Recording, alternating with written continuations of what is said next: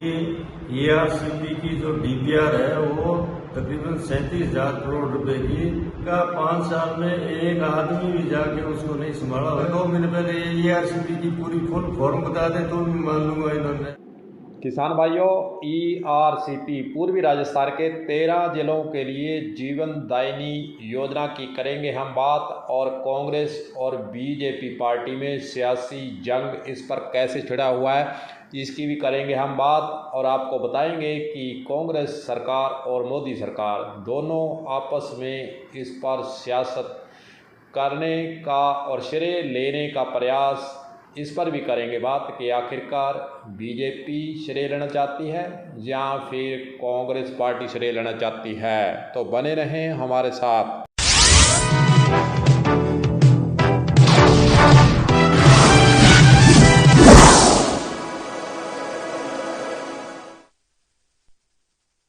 किसान भाइयों, पहले यह जान लेते हैं कि ERCP जो योजना है आखिरकार है क्या।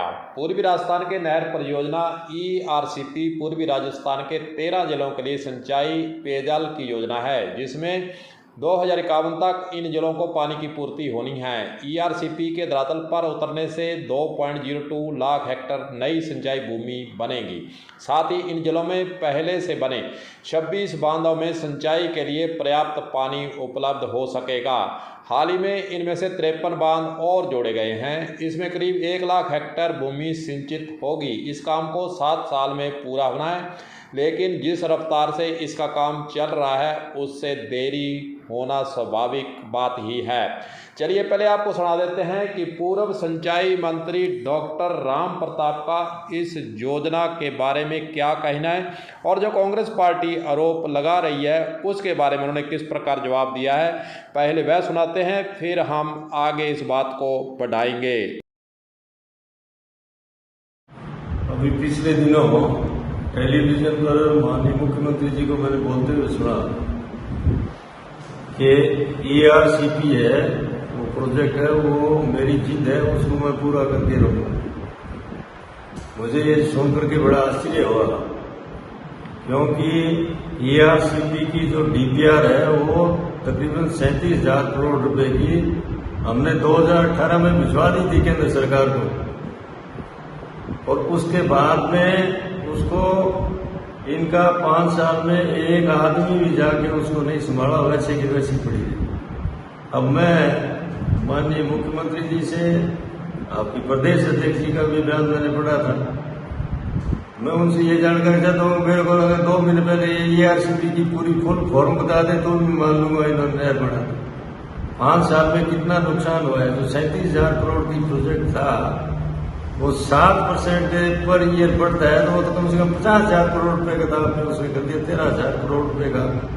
राजस्थान की जनता के ऊपर आपने एक्स्ट्रा बोझ डाल दिया। इससे बड़ा आप नुकसान नहीं कर सकते। और 1 साल में अगर जल्दी बढ़ता है प्रोजेक्ट तो उससे कितना क्षेत्र सिंचित होता है 13 जिलों का, और कितने लोगों को पीने के पानी का इससे फायदा मिलता, वो अलग है। पूर्व सिंचाई मंत्री डॉक्टर राम प्रताप के द्वारा कहा गया कि 2018 में ही 37,000 करोड़ का DPR इसकी तैयार हो चुकी थी, लेकिन कांग्रेस ने उसको जाकर बाद में देखा तक नहीं। इसलिए यह योजना बीच में पड़ी है और बीजेपी पार्टी पर जानबूझकर कांग्रेस पार्टी आरोप लगा रही है। करा धरा उन्होंने कुछ नहीं, मात्र आरोप लगाने का कर रही है काम।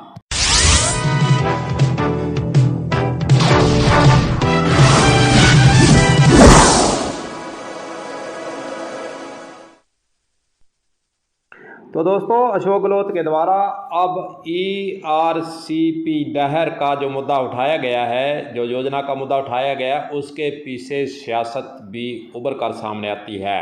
आपको बताना चाहेंगे, राजस्थान की कुल आबादी का 41.13% है जो जिले प्रदेश के हड़ौती, मेवात, ढूंढान, मेरवाड़ और ब्रज क्षेत्र में आते हैं।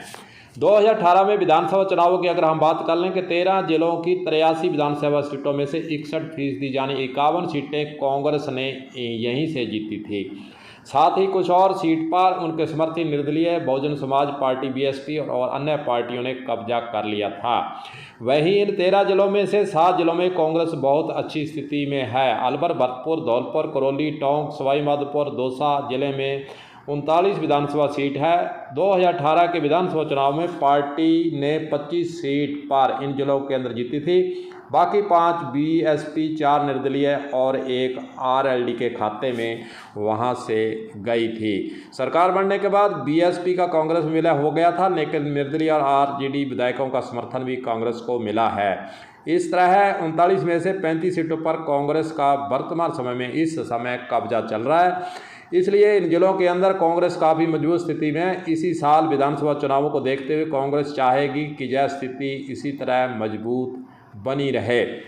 इसलिए ईआरसीपी को लेकर सीएम गहलोत काफ़ी गंभीर बताए जाते हैं और केंद्र सरकार पर इस राष्ट्रीय परियोजना घोषित नहीं करने के लिए राज्य सरकार की तरफ से बयान दिए जा रहे हैं। तो कांग्रेस पार्टी चाहती है कि उसका रुतबा जो पिछले विधानसभा चुनाव 2018 में बना हुआ था, इसीलिए अब ईआरसीपी का मुद्दा अशोक गहलोत के द्वारा पुरजोर से उठाया गया है और बीजेपी सरकार पर आरोप लगाने का कारण कहीं ना कहीं सियासत के अंदर छुपा हुआ है और तमाम बातें, तमाम आरोप इस प्रकार दोनों पार्टियां आपस में एक दूसरे पर लगाते नजर भी आ रही हैं।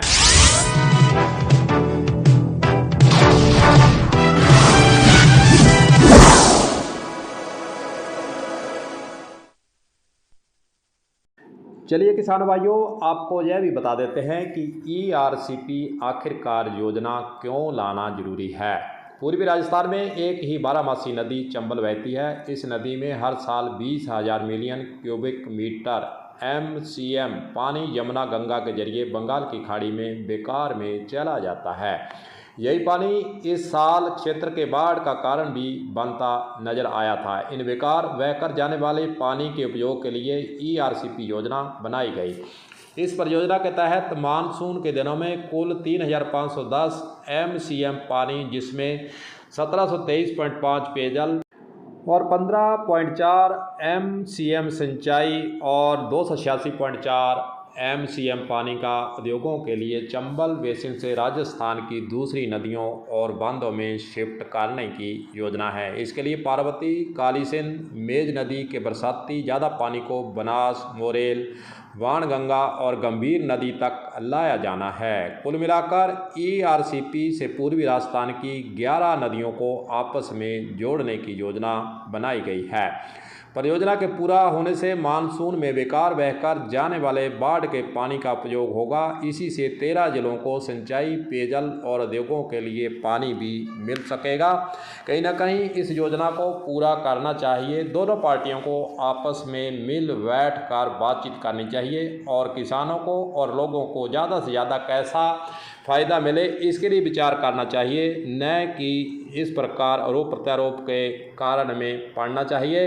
वहीं दूसरी ओर विधानसभा चुनाव है, कोई भी पार्टी हो वह इस प्रकार बयान देकर मतदाताओं को अपनी ओर खींचने का प्रयास जरूर करती है और कांग्रेस पार्टी के द्वारा ऐन वक्त पर अब 5 साल तक इस योजना का नाम नहीं लेना, कुछ काम नहीं करना, जैसा कि पूर्व सिंचाई मंत्री डॉक्टर राम प्रताप के द्वारा आरोप लगाया गया है कि 5 साल तक कांग्रेस पार्टी हाथ पर हाथ धरे बैठी रही, किया कुछ नहीं। अब विधानसभा चुनाव को देखते हुए इस मुद्दे को उछाला जा रहा है और केंद्र सरकार पर बेवजह आरोप लगाने का काम किया जा रहा है। जो भी हो, इस योजना को पूरा करने के लिए मिलजुल कर काम करने की आवश्यकता है, ताकि राजस्थान के 13 जिलों को, जहां एक और किसानों को सिंचाई के लिए पानी, हरियाली बढ़ेगी, खुशहाली बढ़ेगी और पीने का पानी भी उपलब्ध हो सकेगा। तो मिलकर काम करने की आवश्यकता है। देखते हैं दोनों पार्टियां आपस में मिलजुल कर काम करने का काम करती हैं, जहां फिर विधानसभा चुनाव 2023 को देखते हुए